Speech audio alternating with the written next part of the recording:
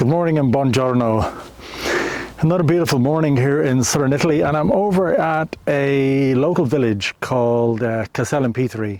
Really one of those like typical medieval villages. You'll see it here, I'll zoom into it.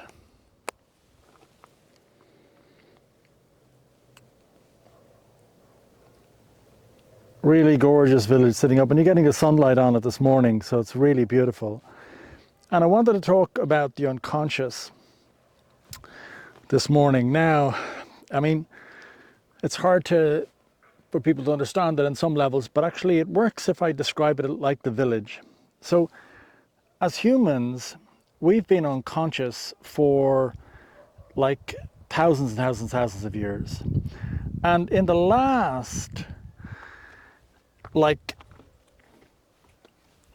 few thousand years, we've actually become conscious. Now, what that means is we have only pushed out of the unconscious, okay? So we were totally unconscious, and now we've pushed 5% out of the unconscious, like 5%. So it's like at this village, it's like we are, the conscious part is like the little houses at the top, right?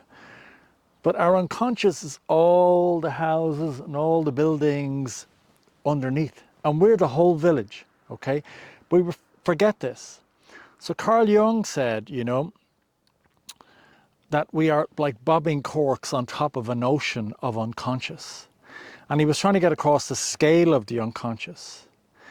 And what is in the unconscious is our fears, our doubts, our shadow, the furies, we're called the instincts.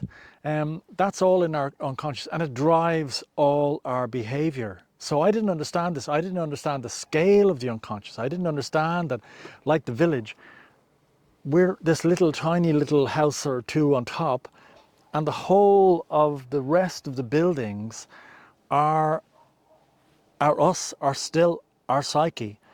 And so in those houses and buildings, our fears, our doubts, and our gifts, you know, our huge talents are all in those houses as well. But what happens is we get driven by lots of the other things, the fears and the doubts in our unconscious. And we look at the world, you know, we think it's amazing. We're these, you know, intellectuals, we've got computers, we've got all, and then we look around and we see wars, you know, poverty, sickness, and you know, there was a point in the 1920s, 1930s where we hit this again. We had the Industrial Revolution, everybody was so positive, we had the Enlightenment, everybody was so positive, humans were doing so great, and then we hit the First World War, and people just went into despair, you know, we're doing so great and yet we can cause so much havoc. And it's like we've hit that point again today, you know, and we forget that actually it's our unconscious, it's all these buildings, all these fears and doubts and all. Sorry, this is a gorgeous village. Gorgeous village, I'm not, but it's just used as an example of how do you get the scale of what we're dealing with. And so we need to understand our unconscious, we need to dialogue with it, we need to not say that it's not there because it drives our life unconsciously. That was my life. All my life has been driven by all these things I didn't know. And then I found out your unconscious is 95% of you and it drives your life. And I went, what? 95% of me and it drives my life. So like that village, it was all these buildings underneath and I was this few buildings at the top thinking I was running my life. I wasn't. So I needed to get to understand my unconscious, and it can be understood. The maps are there. It's an amazing, incredible journey to go into those buildings of the unconscious and understand what drives your life and be able to dialogue with it and get your life back in alignment, you know, not have it driven by these fears and doubts and all these things, but actually, you know, get back in alignment with your unconscious. This is possible. This is all doable, you know, and it's the work that I love to do.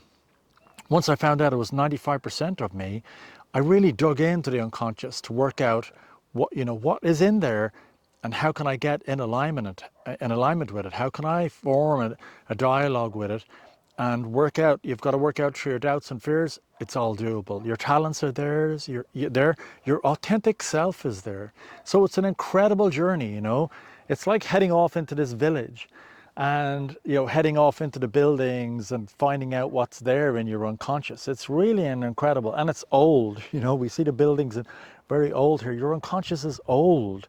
It goes back into history. We have huge history within our unconscious, so it's gone back into our history. It's not a huge archaeological dig, and it's fascinating. And you get early wins very quickly. Very, very quickly you get to understand it. Very, very quickly you understand the patterns that are driving your life, and very quickly happiness comes in, purpose comes in, clarity, confidence. It's really an incredible journey. So I hope you like me talking about the unconscious this morning, and I hope you like getting a view of the southern Italian countryside here. It's really gorgeous this morning up in the mountains. You're getting a great view. Very natural, very wild here. But they have all the vegetable gardens as well, where all the lovely southern Italian food comes from.